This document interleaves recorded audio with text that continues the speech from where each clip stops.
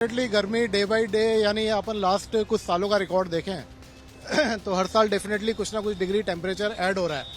और इस साल भी मार्च महीने के अंदर ही जहाँ पे पंखे की ज़रूरत नहीं पड़ती थी, डेफिनेटली पंखे और कूलर की ज़रूरत पड़ रही है और डेफिनेटली टेम्परेचर भी काफ़ी राइज हो रहा है। तो डेफिनेटली यदि देखेंगे तो मई और जून में तो बहुत ज़्यादा बुरी हालत होने वाली है। मार्च का अंतिम दौर चल रहा है और गर्मी ने अपने तल्ख तेवर दिखाने शुरू कर दिए हैं। धीरे धीरे दिल्ली समेत समूचे उत्तर भारत में गर्मी पड़ने लगी है। यूपी से लेकर दिल्ली तक कई जगहों पर तापमान 30 डिग्री पहुंच गया है। पूरे दिन धूप निकलने के कारण तापमान काफी तेजी से बढ़ा है। राष्ट्रीय राजधानी में अधिकतम तापमान 39 डिग्री से पार अभी ही पहुंच गया है, जिससे आने वाले दिनों में पड़ने वाली भयंकर गर्मी की चिंता बढ़ गई है। लेकिन इस बीच दिल्ली वालों को कुछ राहत मिलने के आसार हैं। हालांकि मौसम शुष्क रहने की संभावना है, लेकिन कोई बड़ी चेतावनी जारी नहीं की गई है।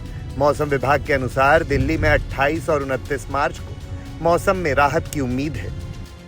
मौसम विभाग के अनुसार तापमान में 2 से 3 डिग्री गिरावट आ सकती है।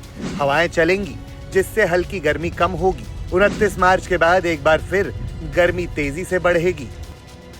वहीं राजस्थान की बात करें तो राजस्थान अभी से उबल रहा है। राजस्थान में तापमान में तेजी से बढ़ोतरी के बाद भीषण गर्मी की मौसम विभाग ने आशंका जताई है। अप्रैल में ही पारा 45 डिग्री को पार कर सकता है। अभी अगर ये हाल है तो सोचिए मई जून में क्या होगा।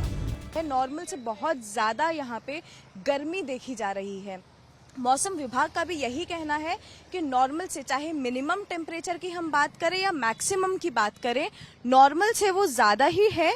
और उसके अलावा हीट वेव जो हर साल आती है उसमें भी सामान्य से ज्यादा टेम्परेचर होने का भी अनुमान लगाया जा रहा है, जिसमें 10 दिन करीब 15 से 20 दिन इन टोटल, यानी कि आम हर बार से 10 दिन ज्यादा इस बार हीट वेव रहने का अनुमान लगाया गया है।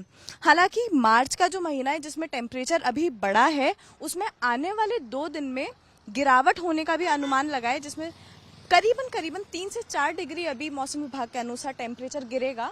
पर अभी तक अगर हम मार्च की बात करें तो आज की तारीख तक 2 एरिया ऐसे हैं, यानी कि चित्तौड़गढ़ और धौलपुर, जहाँ पे 41 डिग्री करीब टेम्परेचर जा चुका है, 40 से अबव है।